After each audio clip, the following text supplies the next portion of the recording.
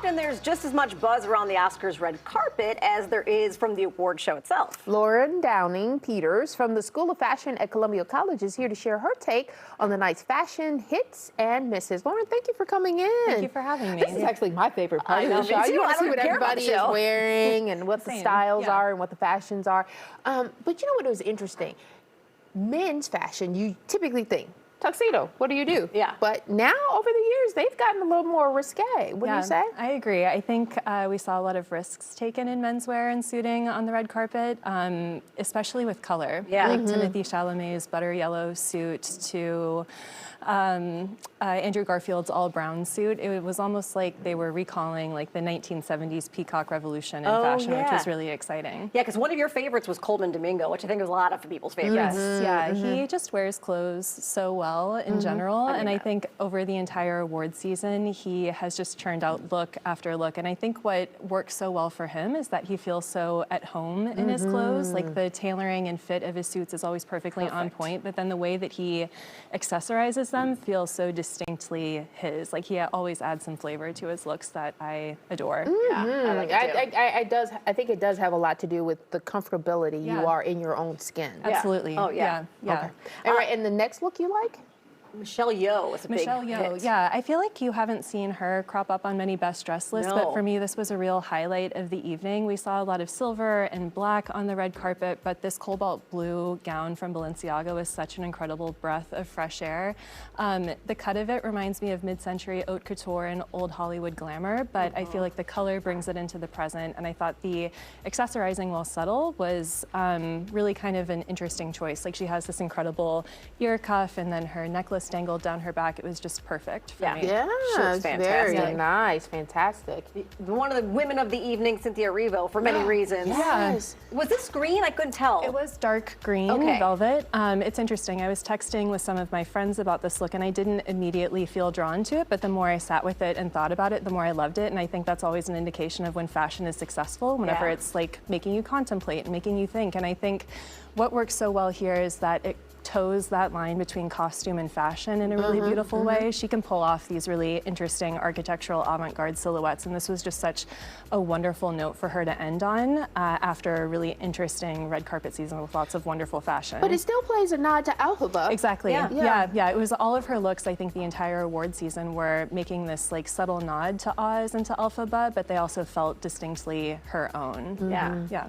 Okay, so this next one, Tanya and I were a little bit on the fence on, but you say it's a hit. Zoe Saldana. I loved this, and I feel like this is not a popular No, look, it's not a popular but opinion. yeah, so let me explain myself. I loved this because it was kind of a bold choice in terms of the silhouette. You saw lots of body skimming dresses that emphasize the waist, and I loved that in choosing this YSL dress, she chose a silhouette that kind of broke the mold in literal and figurative ways. I think I also appreciate how it, again, looks back to mid-century haute couture. I feel like we saw a lot of old Hollywood glamour on the red carpet, and this actually is, to me, a reference to a 1960s Balenciaga gown known as the bubble dress. And so I love that there's that historical reference. I think it's also just this marriage of beautiful actress and incredible dress, and the whole thing just comes together beautifully for me. Yeah, I just feel like that she was just on the cusp of being dangerous and looking like a bunch of tires layered up on top of each other. I don't know. Again, I realize fashion is subjective, right? Yes,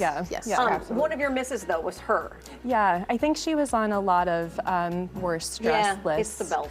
Yeah, it's the belt. And I think, you know, she is trying to make a nod to Y2K era nostalgic fashion, but the dress just kind of falls apart for me in terms of its construction and execution. So the seams are puckered, the hemline is frazzled. Yeah, it does look like it, but I think it's by design, but it looks like it looks like an accident. Yeah, like it's just in the School of Fashion at Columbia College Chicago, we would give this a solid C to our students.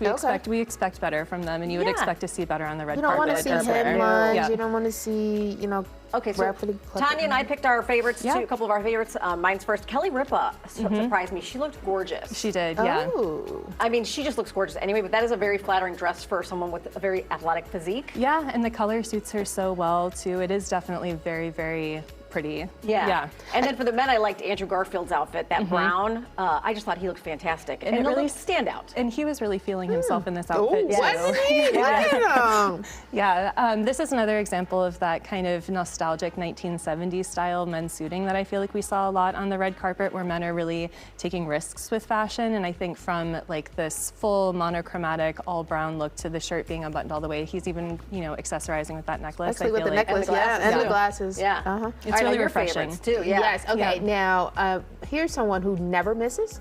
Halle Berry. Yeah. So this was a Christian Siriano custom gown, and I love Christian Siriano because he really embodies the ethos of inclusivity that we push at Columbia College Chicago. And so he dressed multiple people, Whoopi Goldberg, Queen Latifah, but this was definitely a standout look. And I think this was a gown that both moved beautifully and photographed really beautifully. This maybe even looked better on stage than it did on the red carpet. Yeah. Unbelievable. She looks amazing. And then the other favorite I had, well, no, this was a miss for me. Oh. A big miss. You thought this was a miss, that's right. All the way around. Looks like a big banana. It's funny, this was actually a miss for me initially too, but I came around to it because again, Why? I respect the risk taking and I do think it is constructed well. And I don't know, Timothée Chalamet's become known for taking these fashion risks. So Is that leather? it is like leather. denim? I think the trousers are leather. I think I'm not sure about the jacket, honestly, but I really love the bold color and the fact that he and his stylist committed to playing the yellow through in terms of the jacket, shirt, and trousers. Yeah, but I think it worked better with the brown than it did with with the the yellow. yellow. Yeah, with yeah. Andrew Garfield. Yeah. That's the season a little bit more than the yellow does. But Yeah. you love Mindy Kaling. Oh, yes, I did. Look at that. She looks amazing. stunning. Yeah. Look at that. I mean, wow. The finishings on it look incredible. I wish I could see this dress up close because it almost looks like a sculpture or work of art or Yes. something. I wonder how they achieved that beautiful texture. Well, on you the know, dress. those are delicately laid in the right places. Yes, the they flowers, are. you know what I mean? Yes. Yes. Okay, so I have to say, this one was one of my misses, Storm Reed. She looked like Little Red Riding Hood. I agree, and this was one dress that I felt was, it didn't move well, it didn't photograph terribly well either, but it really felt like it was wearing her instead of the opposite. So I saw like her glam bot and I saw the dress moving on the red carpet and it just felt a little half-baked, Well, and I guess. she's a young actress, and this Yeah. makes her look infantile Agreed. almost, right? Yeah. Like it's a costume. That's what I Yeah. didn't like. I want to see her something more grown up. Yeah. Little Red Riding Hood, right? Yeah, exactly. Yeah. Well, this is fun. Yeah, thanks, thank you so Lauren. much. Yeah, thank you. All right, Lauren, you can find more information about Columbia College at colum.edu. Thank you. Thanks again. Yeah, thanks for your time.